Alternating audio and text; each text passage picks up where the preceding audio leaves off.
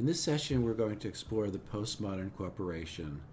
I know you may have taken a course in corporate law or securities regulation in law school, but what I'm going to do is give you kind of a quick overview of some of the rules that are established for modern corporations, and then we're going to take a look at them a little later and see if they actually make any sense at all today, whether they're relevant, important, or in fact unnecessary. So let's first take a look at the some of the rules of the Modern Business Corporation Act, which is really the from the ABA, the framework for governing all corporations. I'm going to highlight only a couple of areas which relate to boards of directors, employee executives, and also some of the voting issues and the shareholder issues. And I'll call out a couple of the more salient points that we're going to discuss much later in much greater detail. So if we take a look at our readings, it's very interesting that they identify that what the rights, of course, and responsibilities are of the board of directors. And I just want to read a couple of sections, which I think will be very interesting later on when we discuss the fiduciary stewardship of the corporation and who they're fiduciaries and stewards of. Because this is one thing you'll see in this section, that they really don't define. They really don't define who they are responsible to. So in 6.24, the board of directors may authorize one or more officers to designate the recipients of rights, options, warrants, and other equity compensation awards. That is, the board of directors, of course, can provide stock options for the executives, and then they can also, it says, provide the number of rights, options, warrants, or other equity compensation. They can identify how much they want to give, but the officer who receives it is not allowed to designate his own rights and warrants to himself, which makes a lot of sense. We'll talk a little about the annual meeting too, because this is actually very funny. And think about it today, where there's millions of shares, people all around the world are stockholders or shareholders, or in most cases, 70 or 80 million Americans have their stock in Fidelities, the Vanguards, the American funds, the Merrills, and other mutual funds. But annual meeting. Unless directors are elected by written consent in lieu of an annual meeting as permitted by Section 704, a corporation shall hold a meeting of shareholders annually at a time stated or fixed in accordance with the bylaws, which is fascinating. Annual shareholder meetings may be held in and out of this state at the place stated or fixed in accordance with the bylaws. If no place is stated or fixed in accordance with the bylaws, annual meetings shall be held at the corporation's principal office. We're going to go over a little later the proxy at Oracle and the shareholder meeting. Goes on in terms of voting. Now, when was the last time in your pension plan you actually voted in a proxy for one of the maybe 100 corporations that you have fractional ownership of? After fixing a record date for a meeting, a corporation shall prepare an alphabetic list of names of all its shareholders who are entitled to notice of a shareholders' meeting. Now, when was the last time you received a proxy based on a list from these shareholders? It must, of course, be available for inspection by any shareholder beginning 2 business days after notice of the meeting is given. And the corporation shall make the list of shareholders entitled to vote available at the meeting, and any shareholder or shareholder's agent or attorney is entitled to inspect the list.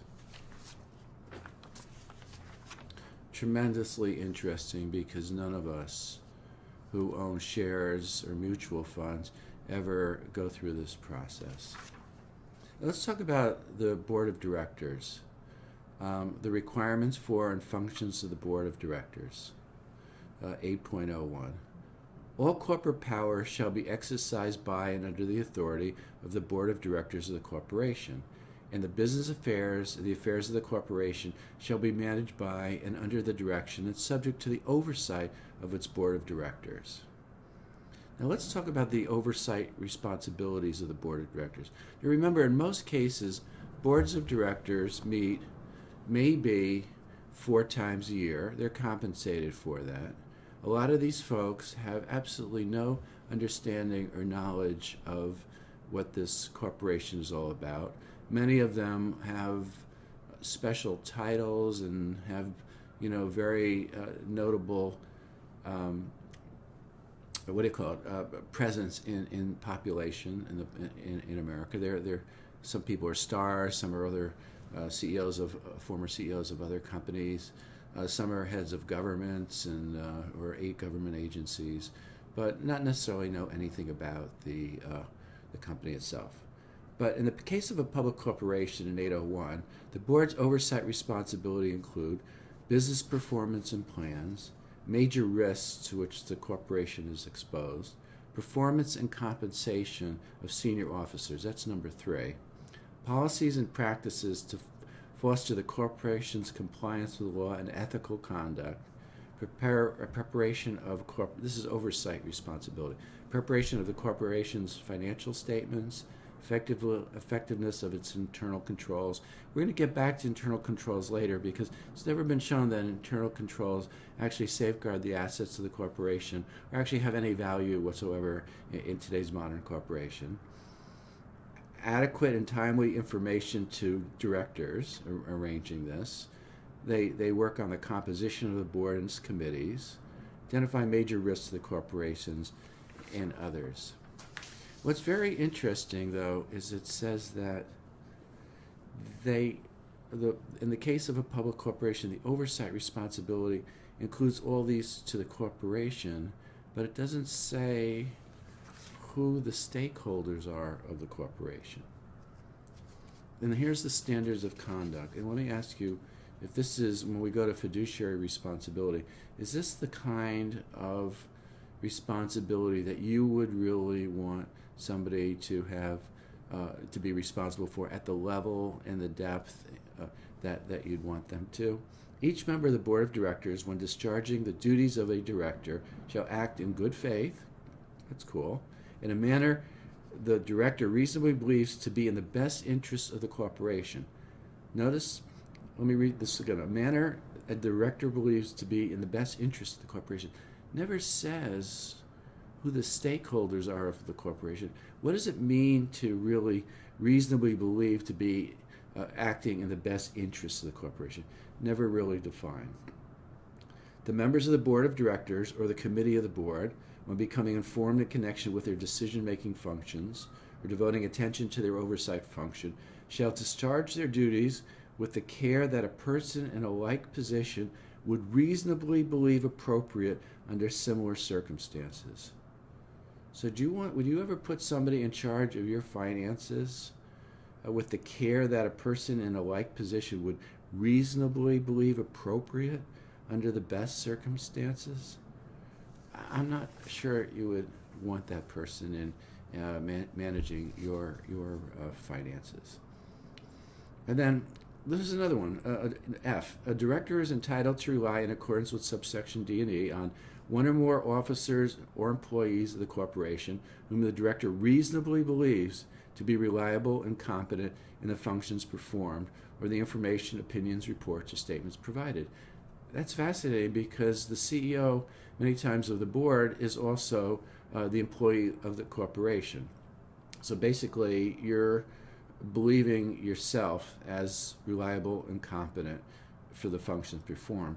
But notice you never really say, other than you're working for the corporation, what that really means.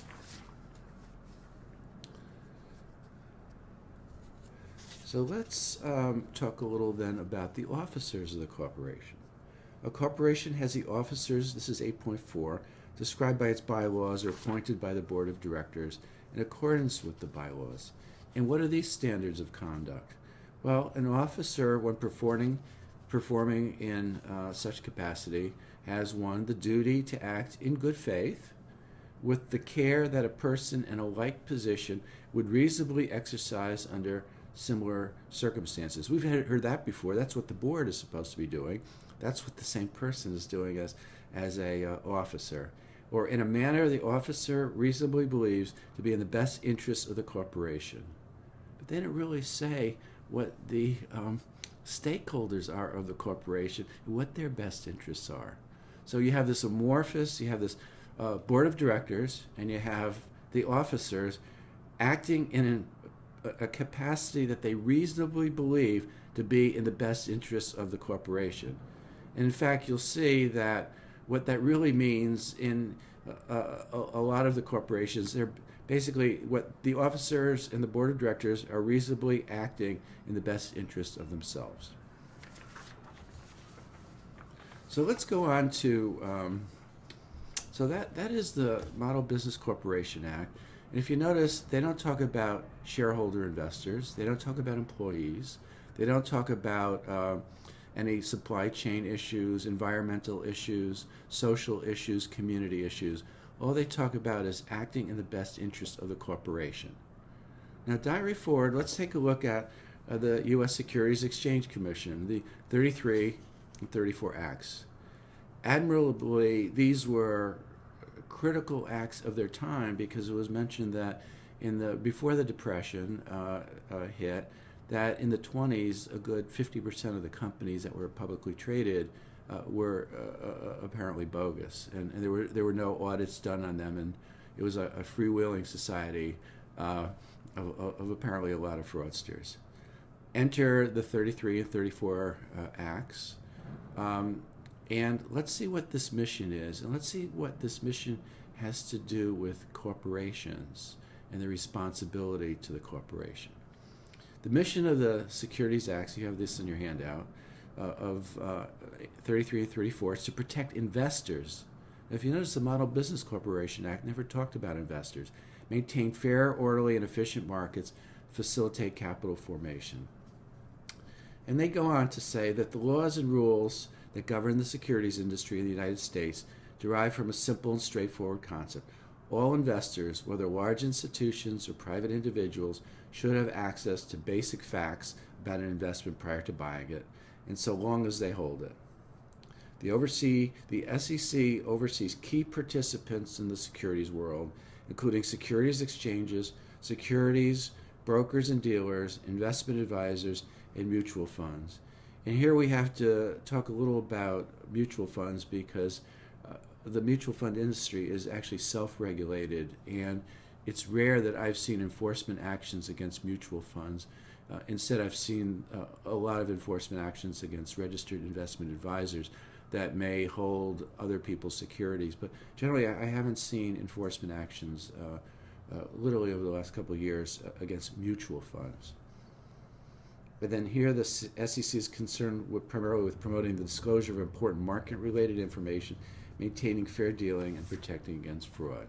Crucial to the SEC's effectiveness in this area is its enforcement authority. And each year, the SEC brings hundreds of civil enforcement actions against individuals and companies for violations of the Securities Act. Typical infractions include insider trading, accounting fraud, and providing false and misleading information about securities and companies that issue them. It's very interesting that the SEC uses the criminal law provisions of the Securities Acts of 33 and 34 to exact civil fines against the corporations that have been found to misstate their financials and cause some fraud.